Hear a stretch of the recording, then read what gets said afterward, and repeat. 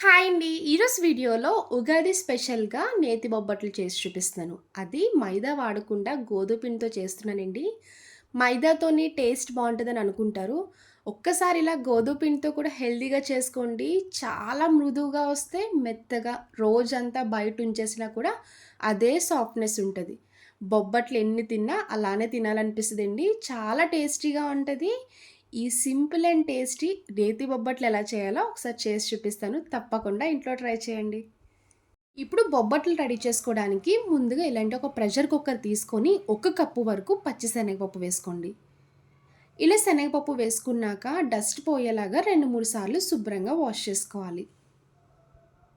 ఇలా వాష్ చేసుకున్న పప్పులో ఇప్పుడు వాటర్ వేసుకొని మూత పెట్టి ఒక 10 నిమిషాలు పక్కన పెట్టుకోండి.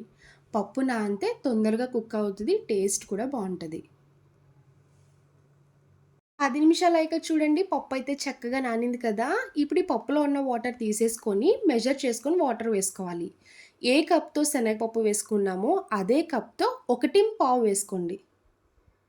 1/4 వాటర్ వేసుకొని హాఫ్ టీ స్పూన్ నెయ్యి వేసుకోవాలి. ఇప్పుడు కుక్కర్ మూత పెట్టుకొని విజిల్ పెట్టుకోండి. నార్మల్‌గా అయితే 3 విజిల్స్ పెట్టుకొని మిక్సీలో వేసి పప్పు మిక్సీ చేసుకుంటాం కదండీ! మిక్సీ యూజ్ చేసే పని లేకుండా ఇప్పుడే డైరెక్ట్‌గా 5 విజిల్స్ పెట్టేసుకోండి. 5 విజిల్స్ పెట్టుకోవడం వల్ల శనగపప్పు అనేది సాఫ్ట్‌గా మెత్తగా కుక్ అయిపోద్ది.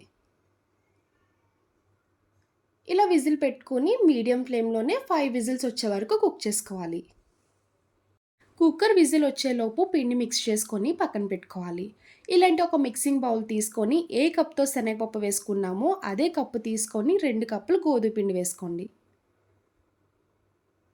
1 టీ స్పూన్ బొంబాయి రవ్వ వేసుకోవాలి. దీన్ని సూజీ రవ్వ, ఉప్మా రవ్వ అని కూడా అంటారండి. బొంబాయి రవ్వ వేయడం వల్ల ఏంటంటే క్రిస్పీగా ఉంటది. బొబ్బట్టు తిన్నప్పుడు ఎడ్జెస్‌ని చాలామందికి గట్టొచ్చేస్తుంది అంటారు కదా! అలాంటప్పుడు ఇలా బొంబాయి రవ్వ వేయడం వల్ల చివర్న క్రిస్పీగా ఉంటది తిన్నప్పుడు. పావు టీ స్పూన్ పసుపు వేసుకోండి. చూడ్డానికి కలర్‌ఫుల్‌గా కూడా కనిపిస్తది. మీకిష్టం ఉంటే వేసుకోండి. లేదు అంటే స్కిప్ చేసుకోవచ్చు. చిటికెడు సాల్ట్ వేసుకోవాలి. ఇప్పుడు ఇందులో 2 స్పూన్స్ నెయ్యి వేసుకొని మొత్తం కలిసేలా కలుపుకోవాలి.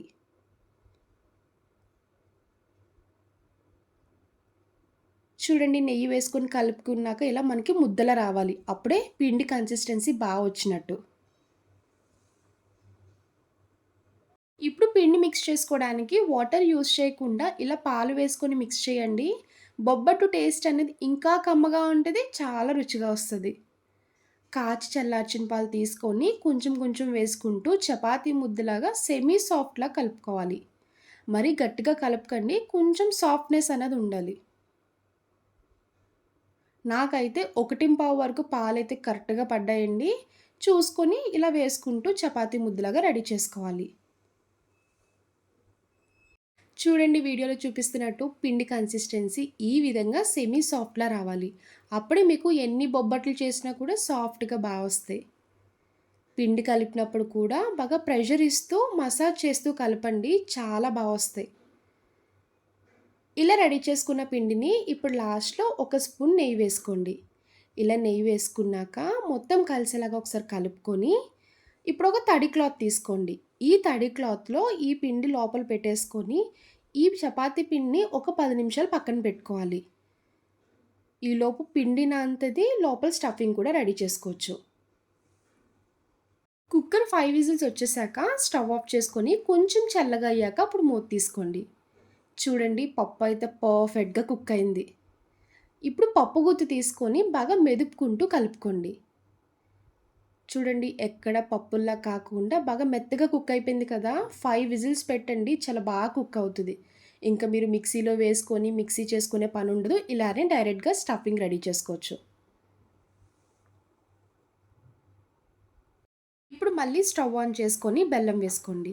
ఏ కప్‌తో శనగపప్పు వేసుకున్నామో అదే కప్‌తో ఈక్వల్‌గా బెల్లం వేసుకోవాలి. ఒక కప్పు బెల్లం అయితే స్వీట్‌నెస్ కరెక్ట్‌గా సరిపోతదండి. ఇంకా స్వీట్ ఎక్కువ తినేవాళ్ళుంటే పావు కప్పు ఎక్స్‌ట్రా అయినా వేసుకోవచ్చు. నాకైతే స్వీట్ కరెక్ట్‌గానే సరిపోయిందండి.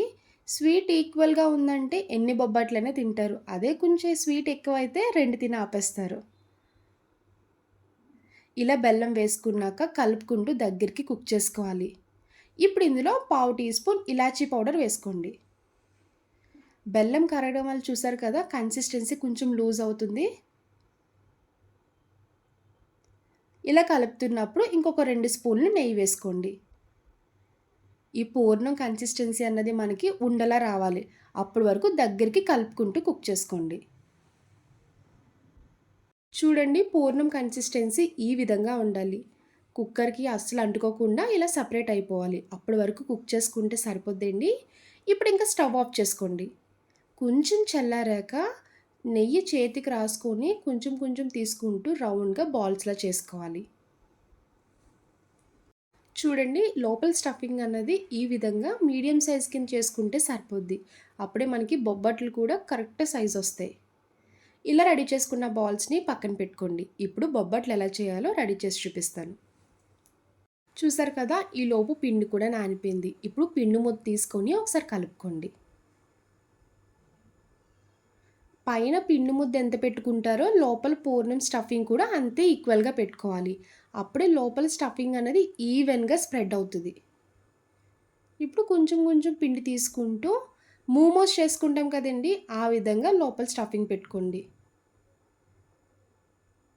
ఇలా లోపల పూర్ణం పెట్టుకున్నాక కంప్లీట్ బాల్‌లా రెడీ చేసుకోవాలి. ఇప్పుడు ఒక కవర్ తీసుకొని నెయ్యి పైన వేసుకున్నాక మళ్ళీ బాల్ పైన కూడా నెయ్యి వేసుకొని కవర్‌తో కవర్ చేసి చేత్తో ఇలా స్ప్రెడ్ చేయండి. మీ దగ్గర బటర్ పేపర్ ఉంటే బటర్ పేపర్ మీద కూడా చేసుకోవచ్చు. అరిటాకు మీద కూడా చేసుకోవచ్చు. చూసారు కదా! ఈవెన్‌గా మనకి రౌండ్‌గా వచ్చేస్తది. మీకు ఇంకొక టిప్ చెప్తానండి. మొదటిసారి చేసే వాళ్ళకి ఇలా బొబ్బట్లు చేయడం రాకపోతే చెక్కల పీట ఉంటది కదండీ! చెక్కల పీట మీద కూడా చేసుకోవచ్చు. అలా అయితే ఇంకా తొందరగా అయిపోతాయి. లాస్ట్ టైం నేను మైదా పిండితో బొబ్బట్లు చేసినప్పుడు చెక్కల పీటతో చేశానండి. అలా కావాలనుకుంటే అలా చేయండి. లింక్ డిస్క్రిప్షన్‌లో ఇస్తాను. ఒకసారి ఆ వీడియో కూడా చూడండి. చూసారు కదా! ఈ సైజ్ మందం అయితే సరిపోద్ది. మరీ దళసరి ఉండకూడదు. అలానే మరీ పలచగా ఉండకూడదు. ఇలా అయితే మనకి బొబ్బట్లు తినడానికి కూడా బావుంటది. ఇప్పుడు బొబ్బట్టు కాల్చుకోవడానికి స్టవ్ ఆన్ చేసి ఇలా ప్యాన్ పెట్టుకున్నాక ముందుగా నెయ్యి అప్లై చేసుకోవాలి. ఇప్పుడు రెడీ చేసుకున్న బొబ్బట్టు వేసుకోండి. ఇలా బొబ్బట్టు వేసుకున్నాక మళ్ళీ పైన నెయ్యి వేసుకోవాలి. ఇలా తిప్పుకుంటూ 2 సైడ్స్ కూడా లైట్ గోల్డెన్ కలర్ వచ్చే వరకు కుక్ చేసుకోండి. ఎవరికైనా నెయ్యి స్మెల్ పడకపోతే ఆయిల్ వేసుకొనైనా ఇలానే చేసుకోవచ్చు. చూడండి టేస్టీ టేస్టీ నేతి బొబ్బట్లు రెడీ అయిపోయాయి. ఇలానే మిగిలిన అన్ని బొబ్బట్లు కూడా రెడీ చేసుకొని ప్లేట్లోకి తీసుకోండి. చూడండి వేడి వేడి నేతి బొబ్బట్లు రెడీ అయిపోయాయి. చూస్తుంటే నోట్లో నీళ్ళు ఊరిపోతున్నాయి కదా! ఇంకా లేట్ చేయకుండా ఒక్కసారి ఇంట్లో మీరు కూడా ట్రై చేయండి. ఎప్పుడు చేసే మైదాతో కాకుండా ఒక్కసారి ఇలా హెల్తీగా గోధుమ పిండితో చేశారంటే చాలా చాలా మృదువుగా వస్తాయి. సాఫ్ట్‌గా కూడా ఉంటాయి. వీడియోలో చూస్తుంటే మీకు అర్థమైపోయి ఉంటే టేస్ట్ ఎలా ఉంటదో.